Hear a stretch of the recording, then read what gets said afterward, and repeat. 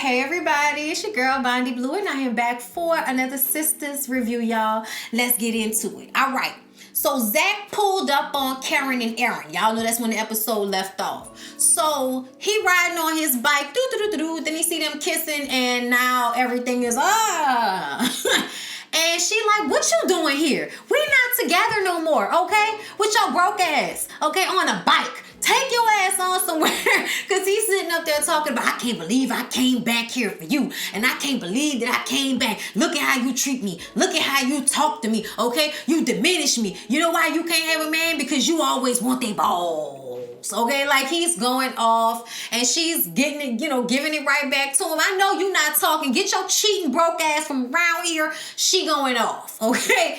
And Aaron is peeping all of this. So when Zach rides off, because Zach said, look how you treat men. Look how you treat men, all of this. And y'all, let's be very clear. Karen do too much, okay? There are a lot of y'all out there that don't think that y'all do too much, but y'all do too much, okay? At some point, you have to learn that words are detrimental, especially a woman talking to a man, vice versa. Don't get me wrong. But there is a place in which you are beating somebody that's already down. And Zach did pull up on a bike. So you calling him broke, you diminishing him even more when he already feels diminished and he feels less than. He walked up and you got this guy that you kissing, he already felt some type of way. Granted, that's his problem, but she didn't have to beat him down even more. But at the same time, Aaron, nobody wants to hear that assessment from you. Okay? Let's not forget how you just basically mind and muscled your ex-wife into signing those divorce papers. Sign the divorce papers. Like, you can do all that with your wife for her cheating on you. I mean, wouldn't even forgive, don't want to have a conversation, just wash your hands, you're dead to me. Like, that's how he reacted to his wife for cheating on him. Zach has cheated on her repeatedly, and he opens up his mouth to say, so what to her? When she says, he cheated on me. And he's like, so what? That doesn't mean you talk to him like that. You're supposed to be uplifting him instead of dragging him down. And I said, this coming from the man that stopped a woman in a grocery store who was minding her own business to tell her it's not all it's cracked up to be. So crush my dreams of having a family because your wife cheated on you. And then you got the audacity to pop up at my house, kiss me in the mouth when I didn't ask you for all of that. And then when my ex comes up and I have to handle him however I handle him because of what he did to me, you judging me. I'm wrong. Now you can't deal with me. I think Aaron is a jerk. I think Aaron is hypocritical, and I think he is a self-hating black man that is looking for any reason to find negative and angry black woman in a black woman. First of all, nobody told you to pop up at her house. So you already in a way feel like you can do whatever you want to do. You can, like you brought your wife to the date and your wife walks up with all of this rah-rah. Like, you have put her in far more uncomfortable situations than she's put you in. And for you to be so dismissive the way he came at her, I did not like that at all, okay? I did not like that at all. So after she finished telling both of them she don't care, she go inside and her mama is sitting in there, y'all. And her mama is giving biker lady realness, okay? Leather jacket, sitting back, don't really give a fuck attitude, but I love you my child, you know what I'm saying? But at the same time, you was doing too much. Every man, isn't the enemy. Like, she was, lackadaisically explaining to her, and this is what she needed to hear, but she didn't need to hear it from Aaron. Every man that's not perfect isn't the enemy. Every man that messes up is not trying to hurt you, but they have issues that they're trying to work through. And like she said, men are slow. Okay, I can't press this more than I did. Men are slow, and a lot of the times they get to a certain place of maturity far after their counterparts, their female counterpart. It's just the reality of the situation, okay? And sometimes you have to accept that either you're gonna stay with him or you're gonna let him go. But the anger and the bitterness that you hold is only a reflection of you and the way you've allowed somebody to mistreat you, and then you're gonna be, kind of mad at them, but you've allowed this. You know what I'm saying? When you say, oh, he cheated on me so many times, you allowed that to happen. So take responsibility for your choices and realize how you played a part in the breakdown of the relationship. I don't care what anybody says, somebody always plays a part in the breakdown of the relationship, and it's either allowing the other person to treat them badly or playing a part in why the person reacted the way they did. Not that it's your fault. We're all responsible for our own decisions. But at the end of the day, you can't talk down to men like that and think that they're going to want to stick around with your ass. Okay? Like, it's just the realization of the situation. So Aaron was trying to tell her, no, you're not going to deal with me the way you just dealt with him. You're not going to talk to me the way you just talked to him. I'm not dealing with that. But at the same time, Aaron, you were the same person that have all of these colorism hangups, all of these racial hangups that you tag on to her, which is also unfair and hypocritical. But the mama gave great advice, and she didn't want to listen to the advice, but she told her she needed to call Aaron and apologize to him.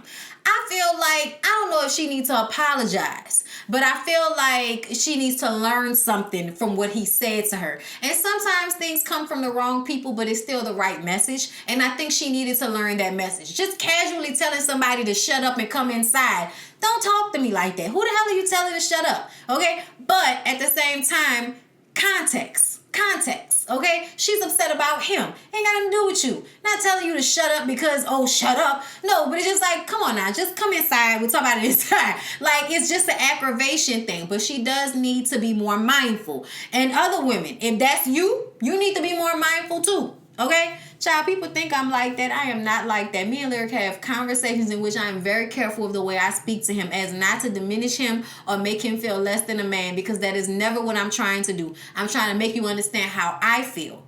And that doesn't mean that I have to beat you down in order to do it. So Zach goes home to Danny, all upset at himself for even going over there. And he's looking at Danny like she must have known that Karen had a new guy.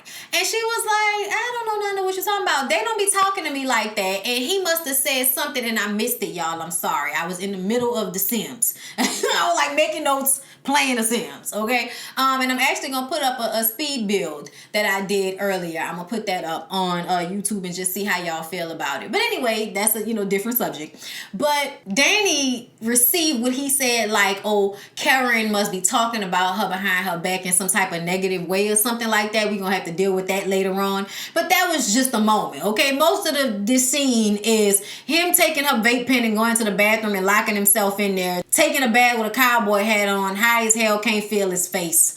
And she, used a butter knife to get into the room. Give me my vape pen. And see, that's all y'all women do. Give me. You don't. Well, at the end of the day, Zach, all you do is take.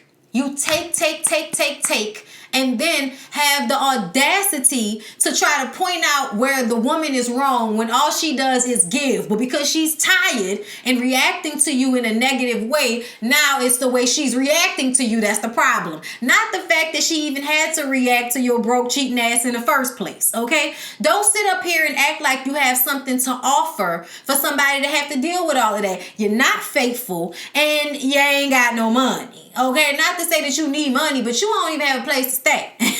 You know what I'm saying? You won't even have a car. You got a whole bunch of stuff that she needed to do for you. And the least you could have done was kept your peen in your pants, but you did not. So don't sit in nobody's tub, okay, and feel sorry for yourself and blame Karen and then group her in with Danny as all of the women that's constantly coming at you. Boy, bye. So Andy talks to the cleaning lady at her job. She at work late. Cleaning lady said, I learned a lot about people by going through the trash. I said, okay, but this is true. This is very true. Cops do that all the time. So if you think you're doing something illegal, throwing it in your garbage can, don't be stupid, okay? Just letting y'all know they will go through y'all trash to find out what it's hitting for, okay? You got illegal prescriptions in your house and you throw them in the garbage can, they'll find them. Okay? Look, I done seen way too many TV shows, okay? But anyway, she's talking to the lady and the lady's like, oh, you're so beautiful and I really wish I could hook you up with my son, her grandson, but she calls him her son.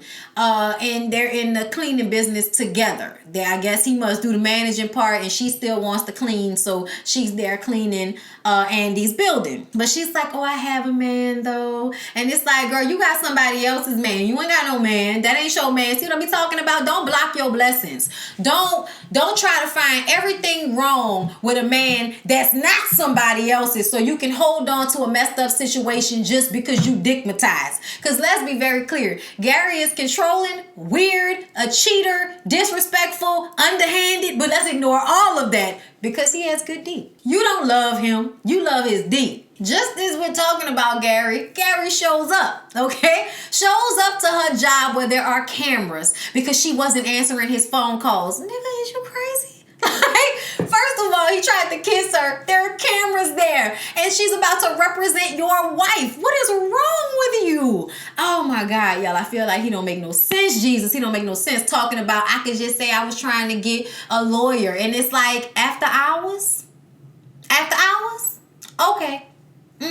He wants her to come home. She says she'll be there when she finish hanging out with her girls at the end of the night, okay? And he go ahead alone and leave. And then she gets a call from Sabrina because Sabrina is already down at the bar waiting for all of the other girls to get there. Where are you? What you doing? Oh, I'm at work. I'm finishing up. I'm about to leave. What's that noise? I don't know. Lady been vacuuming the same spot for a long time. So she goes back into the office to tell the cleaning lady that she leaving, and the cleaning lady passed out. So she had to call the ambulance, and then she gets in the ambulance. I was like, why you just call the ambulance? You know the lady like that? But you know, I understand, okay? You're trying to have a good heart, go to the hospital with the lady, make sure somebody come and, you know, be there for while she going through whatever she going through. All right, so she gets to the hospital, and the grandson shows up. Okay, fine. Nice looking somebody, all right? And the grandmother is fine now. The cleaning lady is doing good. She's up, she's talking, she's responsive, and she wants him to bring Andy home. She want that right there to happen. And he was like, Grandma, did you fake this so I can meet this girl? Because he didn't, you know, she talked about Andy before to him. So she was like, no. The doctor was like, no. Okay, we actually had to resuscitate her. Like something happened. Okay, we got on some medication. But she insists that he bring Andy home. Andy had already called Karen and asked her to come and get her, but then she got to call Karen back and tell her don't worry about it. So her and the guy drive to her place, and you know, they're having a cute little flirty conversation. And when they get to her place, they, you know, hug real tight. He thanks her for being there for his grandmother. That's his people, and he appreciated her being there. And you know, it was real flirty and everything. So it feel like something might be happening. Now I don't know why they held this shot for so long. I don't know if y'all noticed it, but they held the shot at the end with him in a car for so long, and then Andy going into her building. I had to rewind it because I was like, what am I missing? Why are y'all holding these shots like we need to see something that's happening here? I didn't understand what was going on, but I feel like, you know, that might have been just a bad choice to keep those shots that long. But it almost felt like, is Gary watching her or something? Like, I didn't know what was going on at the end. Y'all got to stop doing stuff like that. People are going to think that they're supposed to be seeing something when you got the car down on the man while he's sitting in his car waiting for her to walk into the building. Like, what was that? Okay, but whatever. Anyway, when Sabrina was at the bar, she wanted them to hurry up because all of the lame, creepy ass men are trying to hit on her. One specifically is a singing trainer. Don't nobody have time for that. Don't nobody have time for that. That screams, I sleep with my clients and people that come up to me at the bar after the open mic night. that's all that sounds like. She telling me she got a jealous man coming so he can skedaddle, okay? Y'all know these men don't care. You gotta really put your foot to the pedal to tell somebody to get up out your face. But then you gotta be careful because you don't want to be too mean because then they'll try to kill you later on. Okay, so when Karen is getting ready to leave to go meet Sabrina and them down at the bar, Aaron's wife is standing in front of her car door talking about, I saw him come over here. Lady, I don't want your man. Ma'am, please go on somewhere away from me with this. She on the phone with Sabrina because Sabrina called her, where you at, girl? You know what I'm saying? And she was like, hold up, let me stay on the phone. Make sure don't nothing happen, okay? And she was like, ma'am, I'm going to get in my car and roll you over if you don't get your ass away from my car. But I don't want your man. I don't want him. We are not seeing each other. But her crazy ass is following him around, even offered to pay her to leave him alone. Ma'am, you're not listening. We're not together. Leave me alone, okay? So she watches the girl get in her car and drive away, and then she calls him when she get off the phone with Sabrina and says, look at here. He was like, did you think about what I said? And she was like, yes, sir, I did. But can you do me a favor and tell your crazy ass wife never to come to my place of business or my house again, or I'ma stump her ass out? Okay, thank you. Good night. Hung the phone up. Anybody got time for that? Danny showed up to the bar, okay? And she feeling some type of way about the fact that she feels like Karen and Andy talk about her in some type of way. So she asked Sabrina, how do you feel about me? Like, what do you think of me? And Sabrina like, you dope, you cool, you know what I'm saying? So she wasn't getting what she wanted, but she's still upset. So now she's on one, okay? Like, just on one. And when Karen got to the bar, she was like, but I was like, oh no, not all that. I'm like, I need for you to use your words. So we see next episode, they gonna get into it about whatever it is that Zach told Danny. And now she feeling some type of way. It's probably gonna give her even more license to go and sleep with that boy. But whatever. But yeah, y'all, that was Sistas. Yeah, I know some of y'all don't see it for Sistas and y'all like the Oval more, but I don't. The Oval makes my nerves bad. It's too much. Like, I don't know. I'm all right. It's cool. It's entertaining. I like to watch it, but I don't want to review it. Sistas, I feel like, gives more like of a regular homegirl conversation. And plus, I want to support that show because I feel like that show has something really special going on with it. The Oval, I think, is an extension of all of the other soap operas that he does. You know what I'm saying? Like, just like To Have and To Hold, and the other one, that y'all like with all of the family members that I used to have and have nots. I used to review that long time ago. Okay?